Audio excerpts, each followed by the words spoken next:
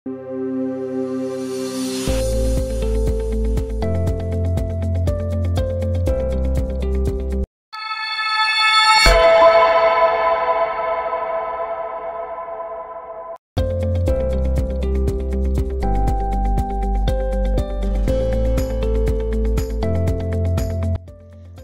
এখন চলেছি চামোলি থেকে বদ্রীনাথের পথে।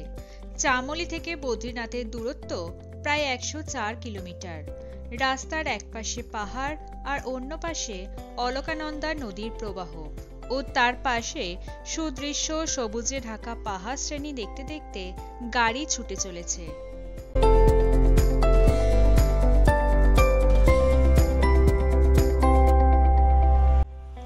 আমরা এখন রয়েছি যোশীমঠে। 2023-এ ভূমিকম্পের শিকার হয়েছিল যোশীমঠের অনেক এলাকা। আমরা যাব নরসিংহ মন্দিরে। নরসিংহ মন্দির বিভিন্ন নামে পরিচিত, যেমন জ্যোতির্মঠ, যোশীমঠ, নরসিংহ বদ্রী। নরসিংহ মন্দির হল অতি প্রাচীন নরসিংহ অবতারে ভগবান বিষ্ণুর মন্দির। পাথরের সিঁড়ি দিয়ে নেমেই চোখে পড়ল দুপাশে স্থানীয় মানুষদের পূজার ডালা দিয়ে সাজানো দোকান।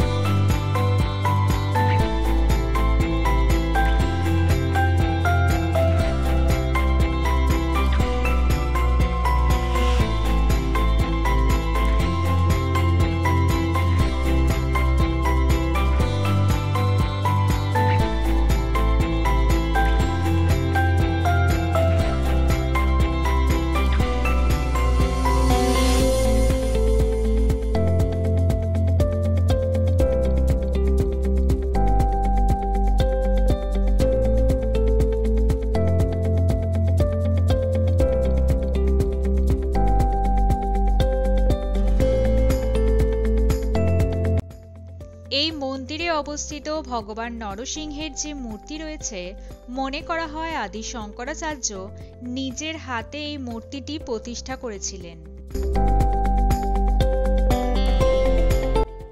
স্থানীয়রা বিশ্বাস করেন এই ভগবানের ডান হাত দিন দিন চুলের মতো পাতলা হয়ে যাচ্ছে।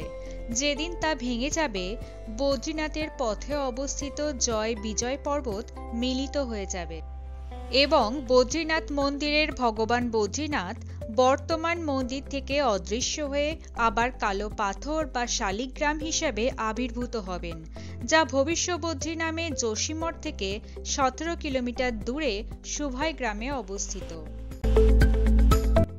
প্রতি বছর শীতকালে যখন বদ্রীনাথ মন্দির বন্ধ থাকে, তখন ভগবান বদ্রীনাথের একটি মূর্তি ভগবান নরসিংহ মন্দিরে এনে স্থাপন করে 6 মাস ধরে পূজা করা হয়।